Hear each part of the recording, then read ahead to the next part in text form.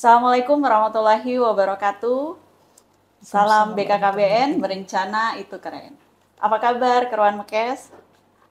Senang sekali saya Wiwin Irianti pada kesempatan ini bisa berbincang santai tentang salah satu tantangan yang dihadapi bagi aparatur sipil negara yang bisa saja dialami oleh setiap ASN, yaitu menjaga kesehatan mental.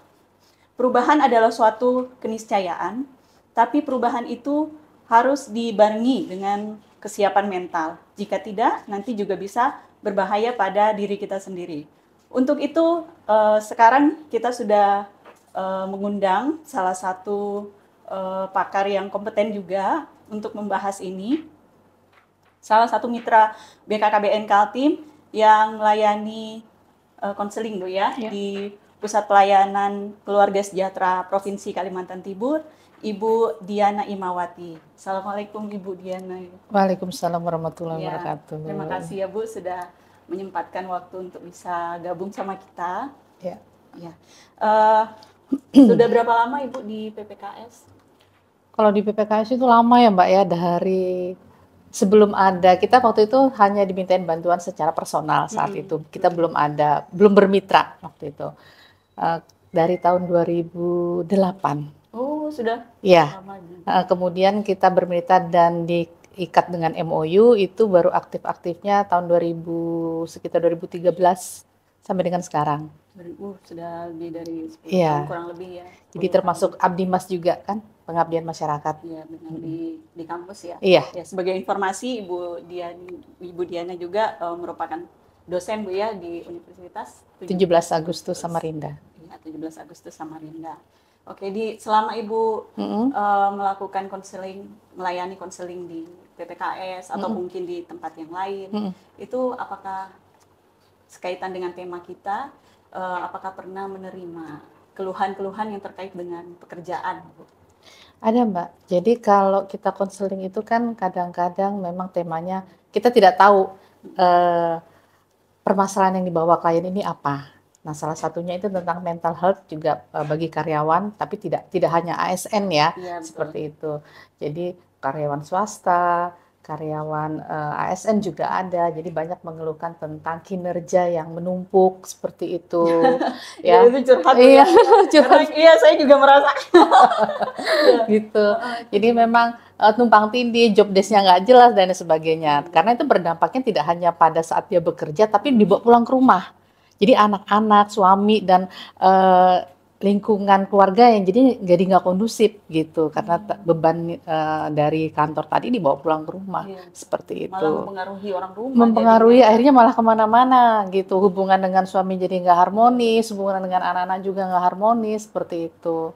Jadi memang sebaiknya kalau memang ada permasalahan di mana kita punya permasalahan, selesaikan di situ, jadi pulang tuh tidak dengan membawa beban, idealnya seperti itu. Iya betul idealnya Bu ya. Iya. Tapi mungkin dari kita mulai dari yang paling ringan dulu mungkin Bu ya, yang dirasakan mungkin tidak cuma aparatur sipil negara juga, tapi misalnya mengalami stres begitu Bu. Jadi antara apa yang kita pikirkan dengan apa yang kita kerjakan itu biasanya menimbulkan, kalau misalnya tidak sinkron itu biasanya menimbulkan stres Bu ya. Betul. Ya sebagai psikolog Bu, apa itu artinya stres? Stres Stres ya? itu apa dan penyebabnya apa sih Bu?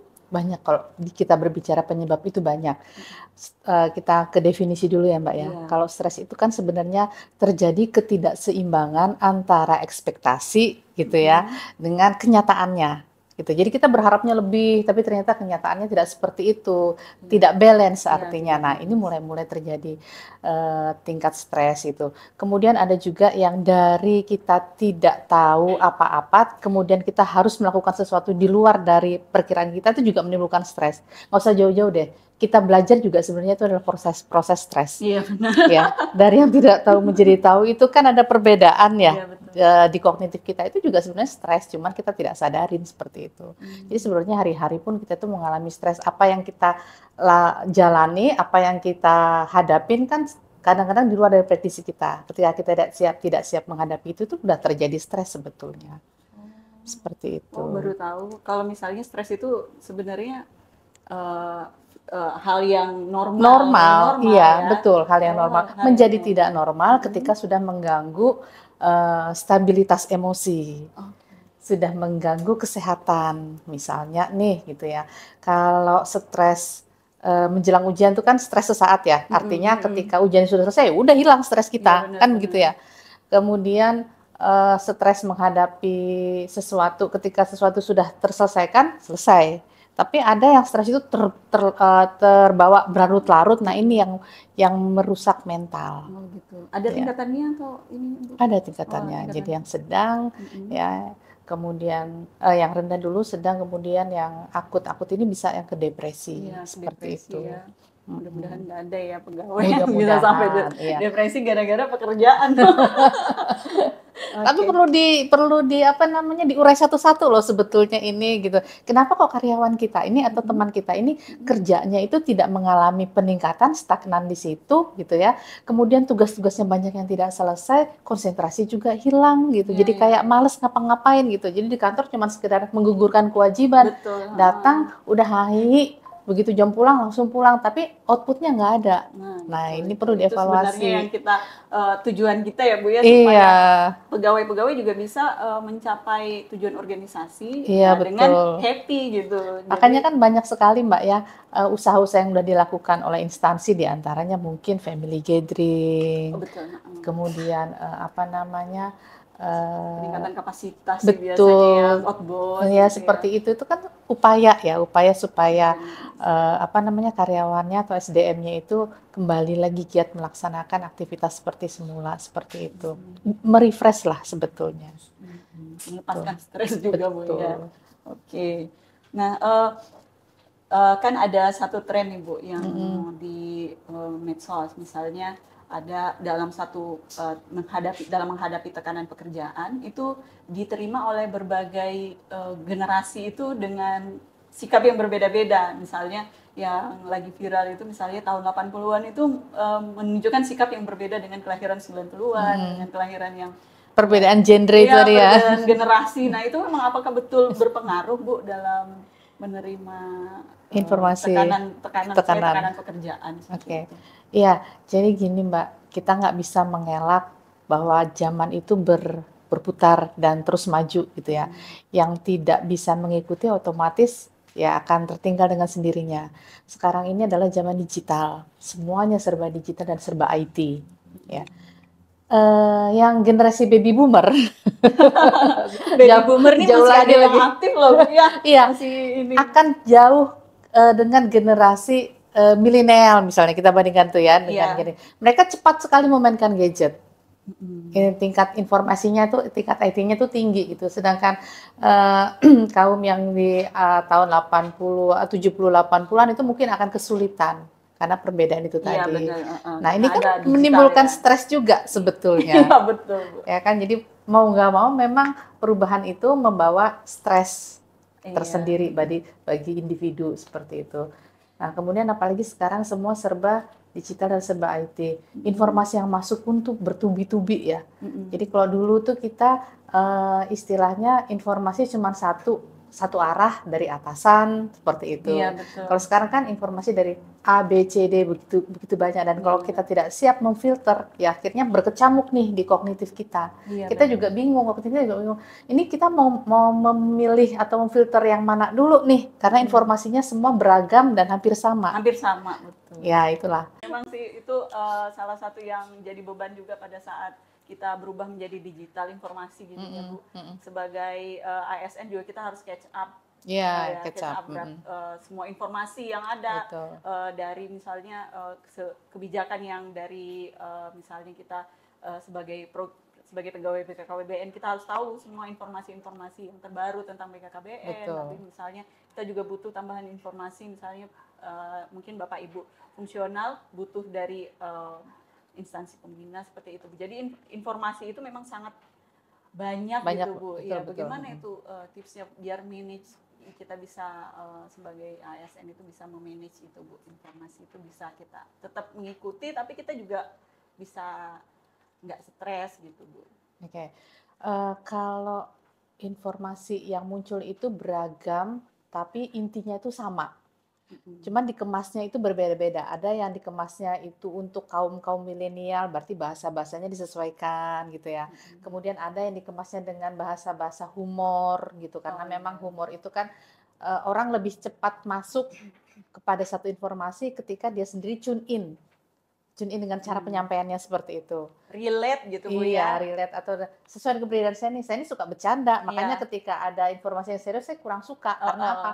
Nggak masuk Nggak nggak masuk masuk ya. gitu. Tapi Itu ketika bukan saya. bahasanya bahasa anak muda kemudian bercanda, mungkin ini lebih nyaman buat mereka. Iya Jadi betul. mungkin banyaknya informasi yang disediakan, walaupun intinya sama tapi kemasannya berbeda, itu Heeh. tujuannya adalah ke individu masing-masing, ke mana yang mereka lebih nyaman mungkin untuk diambil seperti itu. Oh, Tapi oke. kadang-kadang kita tidak bisa tidak bisa mengelakkan bahwa berbagai informasi itu membuat kita bias, membuat kita bingung Iya betul, sebetulnya. iya Ini betul. mana sih yang harus saya ikuti karena semua sebenarnya intinya sama gitu.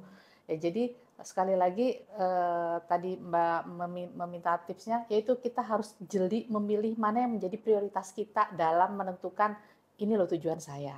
Gitu. Jadi Oke. misalnya kalau di BKKBN mungkin sub bidangnya kan banyak ya. Iya. Nah, jadi fokus aja yang bagian konseling, mungkin fokus pada konseling, kemudian apa-apa aja sih yang menjadi permasalahan di masyarakat yang sekiranya perlu ditingkatkan, kemudian jenis paketan layanan seperti apa lagi nih buat menarik mereka, misalnya seperti itu. Itu juga bisa jadi satu masukan. Kemudian kita juga harus pintar memilih jadwal dan rutin untuk berkomunikasi dengan sesama, Oh, ya dengan sesama rekan, rekan, iya rekan ya kerja rekan Bu ya, sekerja iya. gitu. Biar Jadi biasanya ngobrolin itu juga informasi-informasi terbaru. ya informasi itu tren apa sih sebenarnya yang terjadi di masyarakat, Oh, gitu, permasalahan apa yang terjadi di masyarakat. baik. Terakhir nih Bu, pertanyaan saya, apakah kira-kira apa tanda atau sign dari seorang pegawai ASN ataupun pegawai pada umumnya itu sepertinya saya harus ketemu profesional nih supaya maksudnya menurunkan tingkat stresnya. Karena kadang-kadang kan kita berpikir kan mungkin saya lebay aja gitu loh. Terlalu memikirkan sesuatu terlalu berlebihan. Oke. Padahal sebenarnya mungkin seharusnya orang ini tuh sudah harus ketemu dengan profesional, sudah harus Oke. konseling gitu. Ketika permasalahan itu sudah membuat dirinya tidak nyaman, itu sebaiknya memang harus ketemu, tidak perlu profesional. Sharing dulu deh sama teman. Oh gitu Ya, ya. sharing sama teman. Karena gini, seseorang yang mempunyai permasalahan yang memuncak di kepala tanpa bisa dikeluarkan, itu tinggal tunggu waktu aja. Kalau keluar dia meledak-ledak, kalau ke dalam jadi penyakit. Oh. Oke, mungkin pernah mendengar istilah psikosomatis atau asam lambung naik. Oh iya benar, iya ya. Nah, itu kan awal mulanya dari situ. Oh gitu. Jadi perubahan hormon yang memang adrenalinnya lebih lebih tinggi, kemudian tidak bisa tersalurkan, akhirnya menyerang organ bagian dalam seperti asam lambung naik, keringat berlebih, tidak bisa tidur, itu juga tanda-tanda stres sebetulnya. Cuman banyak yang tidak sadar. Iya, kadang-kadang kita mikir mungkin saya kambuh Iya. gitu, padahal lagi stres ya. Nah, kemudian juga kita sebagai teman sekantor nih bisa Iya, mengamati perubahan sikap sebetulnya. Kalau memang dia biasanya ceria atau apa gitu ya, tapi ternyata ini banyak diamnya, kemudian banyak merenung, tidak suka bersosialisasi, cenderung menarik diri, itu juga salah satu ciri-ciri dari stres itu tadi, ya. Nah, kalau di teman-teman mungkin tersulut sedikit emosinya iya. meledak-ledak gitu.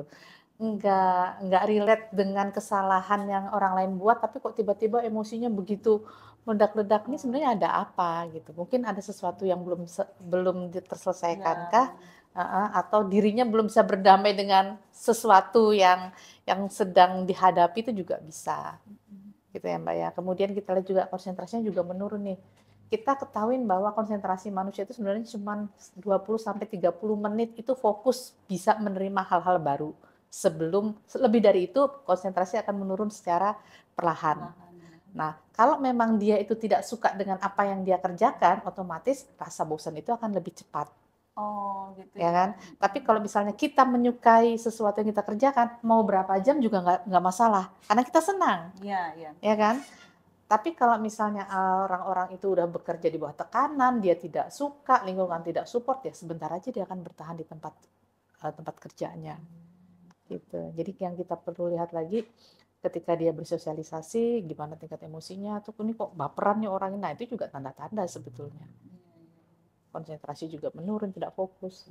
Iya. Mungkin berarti rekan kerja juga harus bisa sensitif, Bu, ya. Betul, sama-sama Jadi memberikan mengevaluasi, saran gitu. sama-sama mengevaluasi dan sama-sama bisa menilai satu dengan yang lain. Itu yang disebut dengan tim yang solid, itu yang tim seperti solid, itu. iya benar. Jadi jangan hanya Perhatian, Bu, ya, betul, jangan individu-individu. jangan hanya menuntut kerjaanmu harus beres gitu, tapi Betul, juga betul. melihat secara lahir batin ya, nih temanku nih kenapa nih dan seterusnya, Iya. gitu. Itu perlu itu, Bu. Tantangan juga bagi ASN saat ini tuh, Bu. Tuh. Baik, Rowan Makes, tadi kita sudah mendengarkan banyak sekali masukan dari Ibu Psikolog Ibu Diana Imawati. Semoga kita bisa sama-sama nih mengambil manfaat dari podcast ini. Mungkin teman-teman yang ASN yang sudah mulai merasakan ada tanda-tanda nih buat menemui profesional ataupun harus ngobrol dengan teman rekan kerja. Nggak harus rekan kerja, dengan suami bisa, dengan istri bisa, atau mungkin anaknya yang sudah besar juga bisa seperti itu. Baik, semoga pada kesempatan yang lain kita bisa bertemu kembali ke Ruang Makes. Kami tutup. Terima kasih Bu Diana sudah Sama-sama. Ya, wabillahi taufik wal hidayah. Wassalamualaikum warahmatullahi wabarakatuh. Waalaikumsalam warahmatullahi wabarakatuh. Salam BKKBN, berencana itu keren.